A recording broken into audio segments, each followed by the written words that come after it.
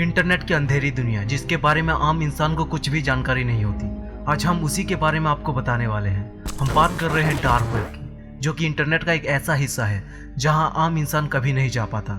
इसे dark net भी कहते हैं। ये इंटरनेट के वर्ल्ड वाइड वेब का ही एक हिस्सा है, लेकिन ये कोई छोटा सा हिस्सा नहीं है। इंटरनेट का 96% हिस्सा डार्क वेब है, लेकिन फिर भी सबको इसके बारे में नहीं पता। और इसके पीछे का एक वजह यह भी है कि हम वहां सीधे ब्राउजर के जरिए नहीं पहुंच सकते।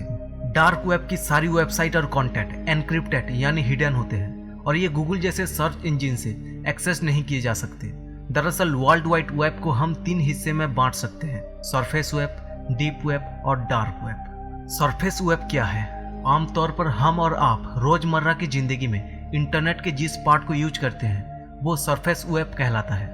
हम जितने भी वेबसाइट गूगल, बिंग, याहू जैसे सर्च इंजन के द्वारा एक्सेस करते हैं वो सभी इसी हिस्से में आते हैं। आपको जानकर हैरानी होगी कि पूरे इंटरनेट का केवल 4% हिस्सा सरफेस वेब है, यानी इंटरनेट का ओनली 4% हिस्से को हम यूटिलाइज करते हैं। ऐसे वेब पेज जिसे कोई भी पब्लिकली एक्सेस कर सकता है वो इंटरनेट के इसी रीजन में आते हैं। इन साइट को ओपन करने के लिए किसी विशेष सॉफ्टवेयर या कॉन्फ़िगरेशन की जरूरत नहीं पड़ती और ना ही किसी परमिशन की जरूरत होती है। इसे हम गूगल क्रोम, फायरफॉक्स जैसे ब्राउजर से भी आसानी से एक्सेस कर पाते हैं। डीप वेब इंटरनेट पर मौजूद ऐसे वेब पेज जो सर्च इंजन की पहुंच से बाहर होते हैं और उसे एक्सेस करने के लिए हमें लॉगिन करना पड़ता है। इन पेज को बिना परमिशन से एक्सेस नहीं किया जा सकता। जैसे कि आप अपने जीमेल अकाउंट में बिना लॉगिन किए मेल नहीं पढ़ सकते, बिना अकाउंट बनाए आप फेसबुक पर अपने फ्रेंड के प्रोफाइल पेज को नहीं देख सकते। दरअसल ये सारी वेब पेज डीप वेब के अंदर आती है। इनके कंटेंट को आप देख सकते हैं, लेकिन उसके लिए आपको आईडी और पासवर्ड की जरूरत होती है।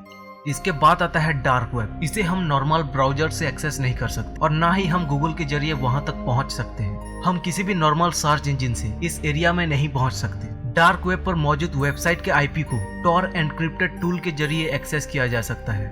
यही वजह है कि ये सर्च इंजन के नजर में नहीं आते। इन छुपे हुए साइट तक पहुंचने के लिए एक स्पेशल टाइप के ब्राउजर जैसे कि टॉर ब्राउजर का इस्तेमाल किया जाता है। इन साइट्स तक वही लोग पहुंच सकते हैं जिनको इसके बारे में पता होता है। ये क्रिमिनल और हैकर का पसंदीदा जगह है, जहां पर हर तरह की illegal activity, drug smuggling, child pornography, हथियारों की खरीदी बिक्री, मानव तस्करी, चोरी किए गए क्रेडिट कार्ड डिटेल को बेचना जैसे इलीगल एक्टिविटी होते हैं। डार्क वेब की असली शुरुआत सन 2000 में हुआ था। डार्क वेब की दुनिया में एक बहुत बड़ी क्रांति तब आई जब 2002 में टॉर यानी कि द ऑनियन राउटर को रिलीज किया गया। ये एक प्रकार का ब्राउजर है जिसके जरिए आप डार्क नेट के अंदर घुस सकते हैं। आप इसे डार्क वेब के एंट्री पॉइंट भी समझ सकते हैं। डार्क नेट की वेबसाइट को आप इसी टॉर के जरिए एक्सेस कर पाते हैं। यहाँ पर हर लेयर पे एनक्रिप्शन होता है, इसीलिए यहाँ किसी की असली आइडेंटिटी को पता लगाना मुश्किल है। इससे पहले गैर कानून काम तो होते थे, लेकिन पैसों का लेन देन खुफिया तरीके से करना आसान नहीं था, क्योंकि तब रियल कैश का यूज होता था। लेकिन ये समस्या भी दूर हो गई जब 2009 में